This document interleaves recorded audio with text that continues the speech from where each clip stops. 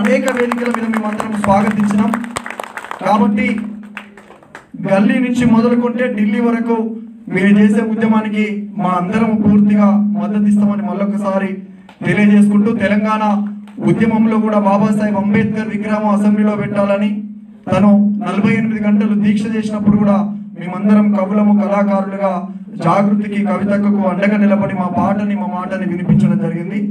కాబట్టి వచ్చినటువంటి తెలంగాణలో కేసీఆర్ గారి నాయకత్వంలో కవులని కళాకారులని గౌరవించి 550 మందితోటి తెలంగాణ సాంస్కృతిక సారథిని ఏర్పాటు చేసి, దానితో పాటు కవులని కళాకారులు కూడా చట్టసభలలోకి పంపగలను అని నిరూపించినటువంటి మహానీయుడు కేసీఆర్ గారు. అందుకు ఉదాహరణ రసమై బాలకృష్ణ కావచ్చు, గోరెడ్డి వెంకన్న కావచ్చు, దేశపతి సీనన్న కావచ్చు, అమరుడైనటువంటి సాయి చంద్ర కూడా ఒక గిడ్డంగుల సంస్థకు చైర్మన్ గా చేసిండు. కాబట్టి కవులని కళాకారులను గుర్తించే ప్రపంచ తెలుగు మహాసభలు కేసీఆర్ గారు ప్రపంచం మొత్తం తొంగి చూసే విధంగా కేసీఆర్ గారి నాయకత్వంలో హైదరాబాద్ లో ప్రపంచ మహాసభలు పెట్టడం జరిగింది. కాబట్టి కవులని కళాకారుల్ని ప్రజల సమస్యలని పక్కన పెట్టి ప్రపంచ అందాల పోటీలు పెట్టడానికి ఈ రోజు సిద్ధమవుతున్నటువంటి రేవంత్ రెడ్డి వెంటనే దాశరథి వేదిక నుంచి కవులము కళాకారులుగా మేమందరము డిమాండ్ చేస్తున్నాం. దాశరథి స్ఫూర్తితోటి నువ్వేదైనా కవులకు కళాకారులకు గొప్ప పని చేస్తే స్వాగతిస్తాం, కానీ మహిళలను ఆడబిడ్డలను కించపరిచే విధంగా ఇక్కడ ప్రపంచ పోటీలు పెడితే దానికి మేమందరము పూర్తిగా వ్యతిరేకమని తెలియజేస్తూ ఈరోజు ఈ కార్యక్రమాన్ని నిర్వహించినటువంటి జాగృతి మిత్రులందరికీ మరొకసారి ధన్యవాదాలు తెలియజేసుకుంటూ, తెలంగాణ ఉద్యమంలో తన పాటతోటి తన మాటతోటి ప్రజలందరినీ చైతన్యం చేసినటువంటి దేశపతి సీనన్న చాలా అద్భుతమైనటువంటి గాత్రంతో ఈ పాటను మళ్ళొక్కసారి గతంలో ఉన్నప్పటికీ కూడా ప్రస్తుతం ఈ సమాజానికి తెలియజేయడం కోసము తన గాత్రంతో అద్భుతంగా ఈ పాటని పాడినటువంటి సీనన్నకు, అదేవిధంగా మల్లికన్నకు, పూర్ణన్నకు వారికి మనస్ఫూర్తిగా శుభాకాంక్షలు తెలియజేసుకుంటూ, మీ అందరి కోసము వాస్తవానికి ఇది చాలా సాహితీ చాలా ఇంటెలెక్చువల్స్ తో కూడుకున్నటువంటి వేదిక.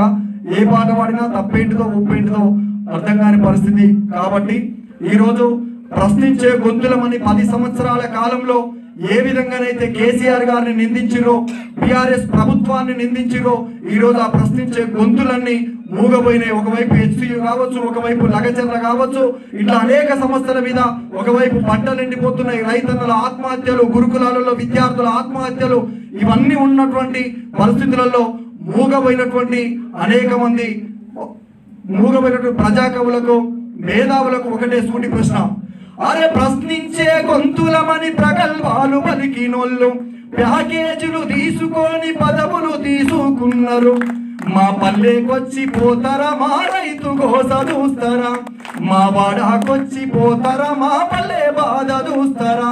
అరే ప్రశ్నించే గొంతులమని ప్రగల్భాలు పలికినోళ్ళు ప్యాకేజీలు తీసుకొని పదవులను తీసుకొని మా పల్లెకొచ్చి పోతారా మా రైతు గోస వింటారా, మా వాడాకొచ్చి పోతారా మా రైతు గోస వింటారా.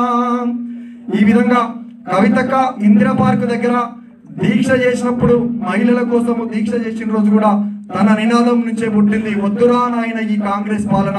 ఆ పాటను నేను మొదలు పెడితే దాన్ని పూర్తి చేసినటువంటి దేశపతి సీనన్న, ఇట్లా అనేక మంది ఎప్పటికీ ఖచ్చితంగా మా పాటతోటి మా మాటతోటి జాగృతికే కావచ్చు, కవితక్కకే కావచ్చు, వాళ్ళు చేసే ప్రతి ఉద్యమానికి మద్దతుంటామని పేరు పేరున ప్రతి ఒక్కరికి తెలియజేసుకుంటూ, జై తెలంగాణ, జై కవితక్క, కేసీఆర్ గారి నాయకత్వం. Thank you.